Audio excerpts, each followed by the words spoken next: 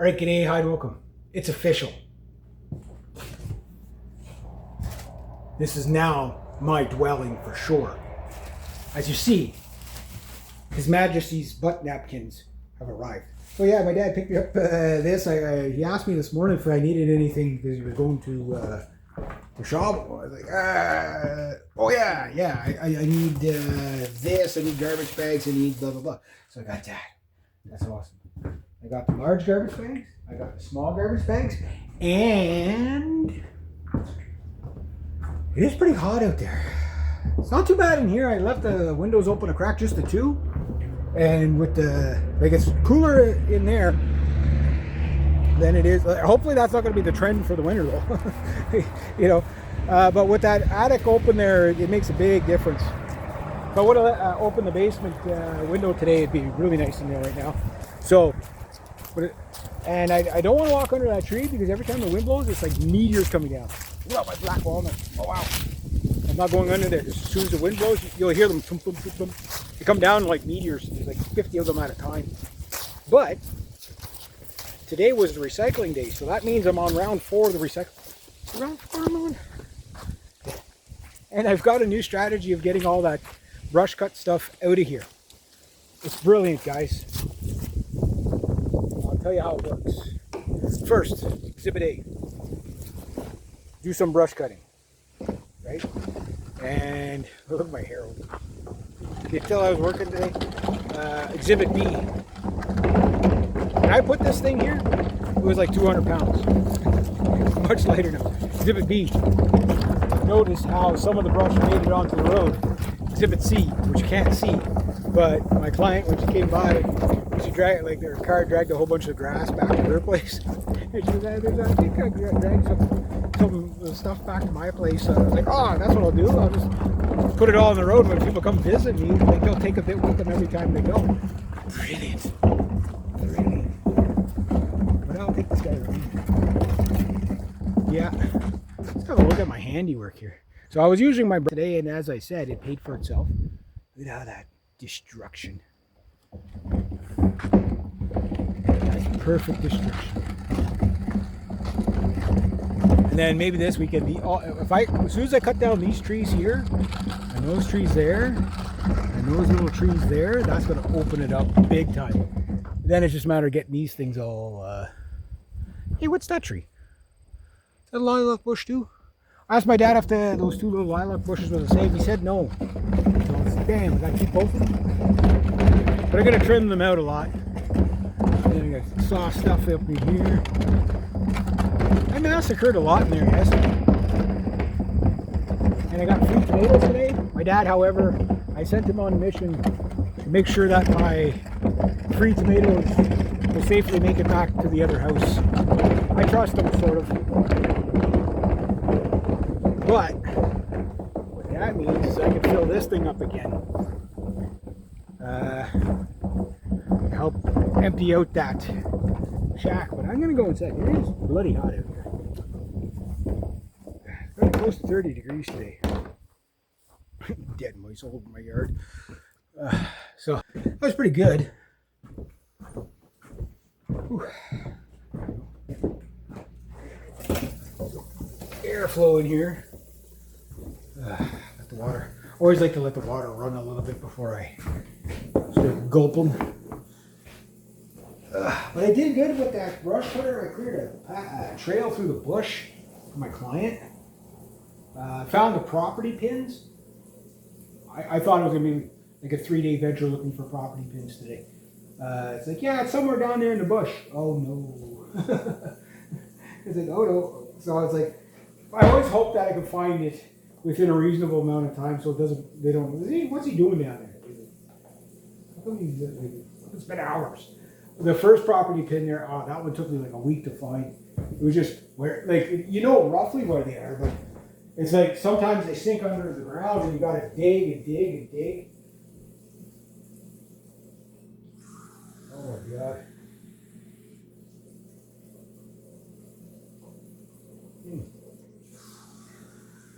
One second.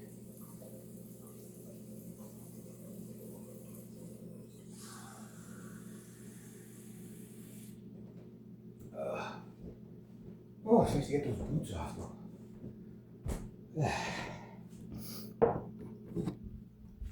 Just put that there so if I get thirsty.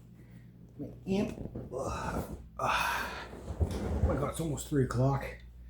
So anyway, yeah, so that means I can fill up my recycling bin again. That'll get rid of stuff. It's amazing how much you can pack it. Like, I swear that bin was about 200 pounds when I packed it. So showing my dad all the stuff I did yesterday with the brush cutter. I got a little more history on this place, how it came to be into our family land and stuff like that. And very interesting story. I'll tell you that in another video. You'll hear about it over the time. Anyway, I'll be talking about it off and on because I talk about stuff like that all the time. I like that stuff. But yeah, holy jeez, it must have been hot in here. I don't know if you could see the cactus on my window. He's straight up and down. He's like, yeah, I'm alive. It's good. Oh yeah, he's all like freaking. Well, it must have been hot in the window then. Yeah, okay, well, good. They all look pretty healthy. I haven't killed them yet, so. Oof. Yeah. I even used my pulp hooks today. So, I'm going to cheat a little bit. Usually, whatever tools I use that day, I divide it up. But we could say the blade paid for itself today. The pulp hooks paid for themselves today. And then whatever. Or I could say everything I made today, we'll say is 125. I was at about 420. So I'm at about 545 to the positive on that brush cutter. So that means I basically paid for, we'll say, that new blade and the brush cutter, taxes and all. 5 uses. Not bad. Like, that's not great, but it's not bad. Like, but if every 5 times I use that thing, for a client, it pays for itself. Okay.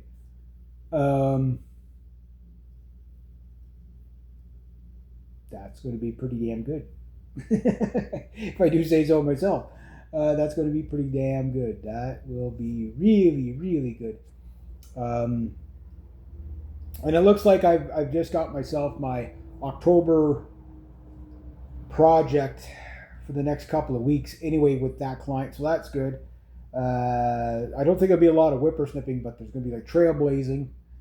I got a whole bunch of Manitoba maple now to clear out. Not big stuff, but stuff on the ground, trees that are on the ground to clear it. Because what it is the way sometimes property gets divided up really weird. Like I've never understood why this happens, but it happens where, like everybody, when you think property, you think in terms of a square or something, right?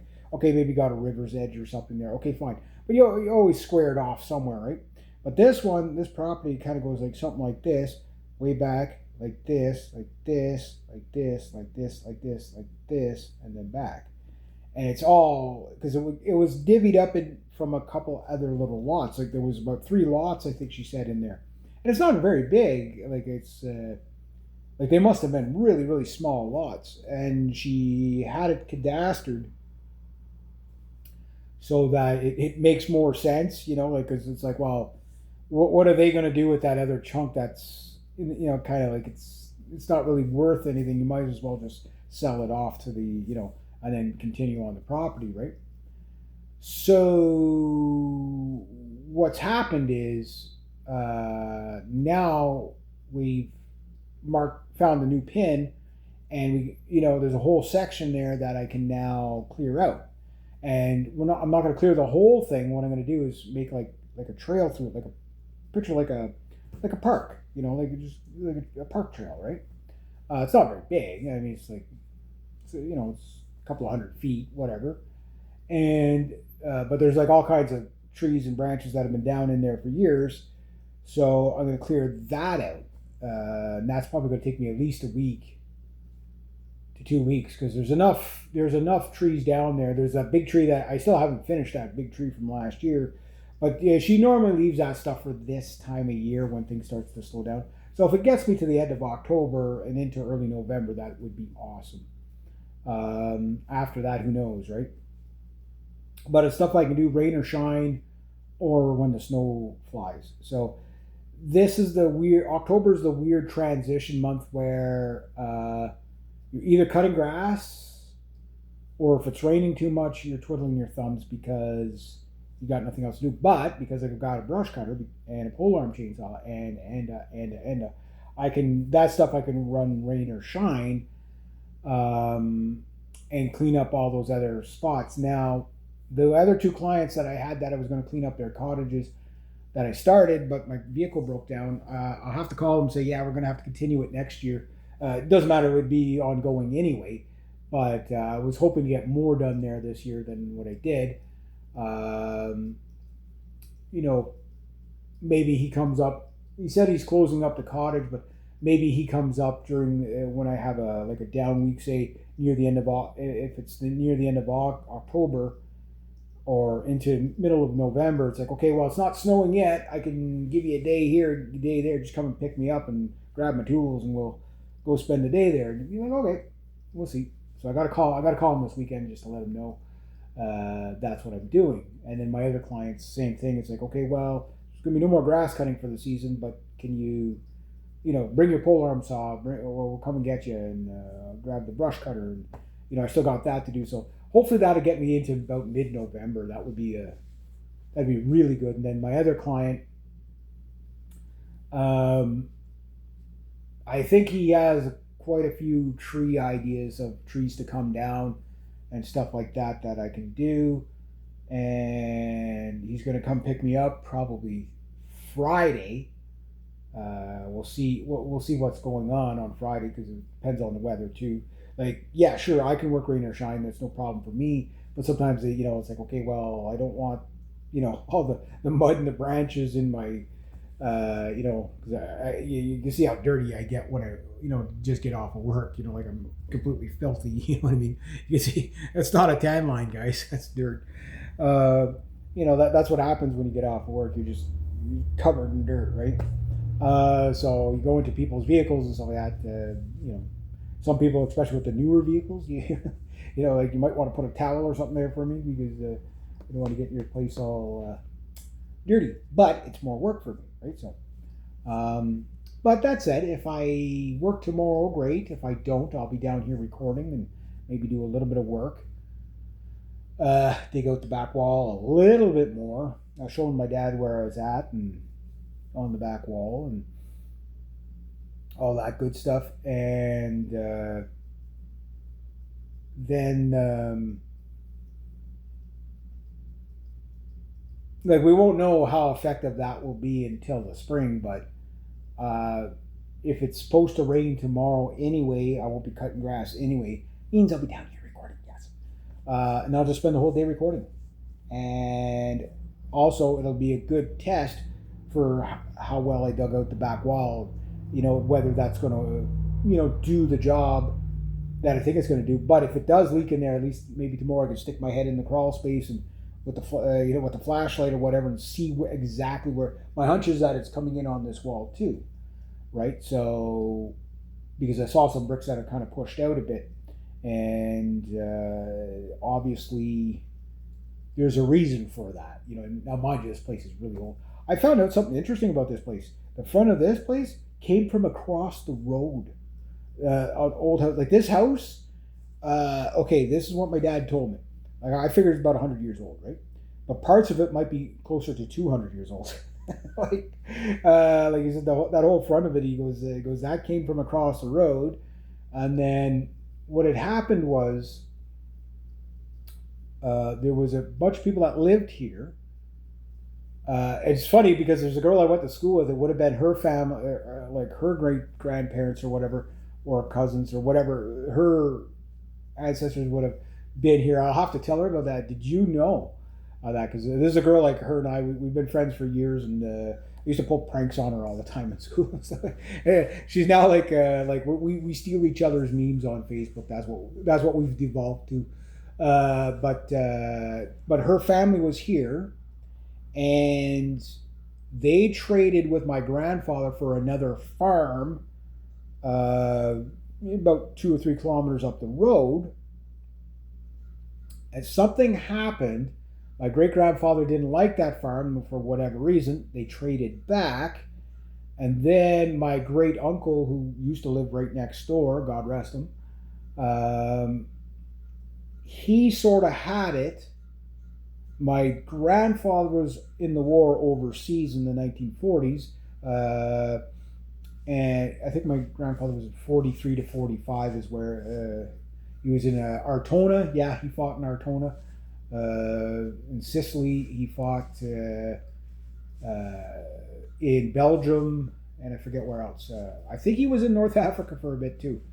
Um, anyway, he was all over the place. Anyway, but what he was doing was my great uncle was having some problems, and so my grandfather was sending money back from overseas to pay the taxes. And when he get back, I guess they worked out some sort of deal, and then my grandfather ended up with it. And the house was about, the original house. My dad said, yeah, he says people have been living here for probably about 200 years. When you think Canada is about 500 years old, okay, as Canada, it's 167 or 70 years old, 170 years old. But as, from, Jacques Cartier to now, you know, you know, yeah, so it's like, yeah, so this farm has traded hands a few times. And then this part of the house, like from basically the wall on is all new. So this is a part of the original house. Just there, it must have been pretty small. But this came from across the road, which my great aunt or great great aunt would have lived there. Great aunt or great great aunt would have lived there at one point, and then it was my great aunt, my great uncle and my great aunt beside right here. They were alive when I was a kid. And then it was my grandmother and grandfather here. So they took that part of the house, brought it over here, or somebody brought it over here, built onto it, and it was maybe about 20 or the whole house was about 20 or 30 feet that way. I don't know why they moved it back, but like that hole in the ground that I was filming, my dad said that that's where the sinkhole was. Like the drainage for the sink. And then for whatever reason, my grandfather moved the house over 20, 30 feet or whatever it is, and now till the current day, right? So very interesting history, isn't that? Like I love stuff like that. It's like even my dad's kind of vague on it a bit, but I mean, you're talking about 100 years ago. Like that's my dad's 74, so what I mean, like. This house has been, wow. I wonder who built it originally. I bet you no one will ever know. Wow, that is really crazy. Like, where did it start? Ooh, we're talking pioneer territory. Like 200 years ago, you're pioneer territory. You're at the end of the pioneer territory and into something new, but, wow. That is, gee, why is the place kind of moldy? I can't figure out why. It's so freaking old. Not too bad for a place that old, though, when you think about it. It explains why the bricks and the walls are all crooked. But I think that's probably a lot newer. Because there wouldn't have been a basement over there. Just 30 feet that way or whatever. Wow. Very cool. Very cool. Anyway, I'm going to get myself cleaned up, relax a little bit. Maybe get my amp and microphones and everything. Am I going to record the H string next or the bass next? I don't know. What am I going to record next? I have a hunch I'm going to be recording tomorrow and not working if it's raining. But if I can get like 3 days this week, I'd be happy. If I can get 4, that'd be better of work. Yeah. Anyway, I'm going to wrap it up like that. Ugh. Hands are a bit stiff, though. Oh, yeah, I was using my new Pulpux today, too, so Yeah. You buy it, you buy tools, man, you use them. So, yeah. But I'm not going to go pick any black walnut today because I don't want to get hit in the head. Because I wonder if poor Marvin's still alive because if he's down there on the ground while those things are falling. Like if a black walnut hit poor Marvin, he's only a little squirrel. I'd kill him. That poor little guy, he'd get whacked in the head by. I died by a giant nut. You know what I mean? Poor Marvin. I hope he's okay. But if he gets killed, the rest of the nuts are mine. Fair enough. I mean, he'd do it to me, so. I saw him this morning. He chirped at me and then he ran away. So I was like, "Why is the house locked up? I want to get in the house. Let's store my nuts in here." Marvin. All right. Anyway, I'm gonna go get cleaned up, and I can't believe that cactus is like looks okay. He's probably about to die. But yeah, like I mean, I don't know if you can see it on the window there, but it was like there's one piece of the cactus going straight up in the air like a normal, healthy cactus. That is so weird. The other one's kind of flopped over a bit, but that's maybe because it was so hot today. Maybe it was just hot in the window. I don't know. Who knows? Who knows? All right. Anyway, I gotta go get cleaned up.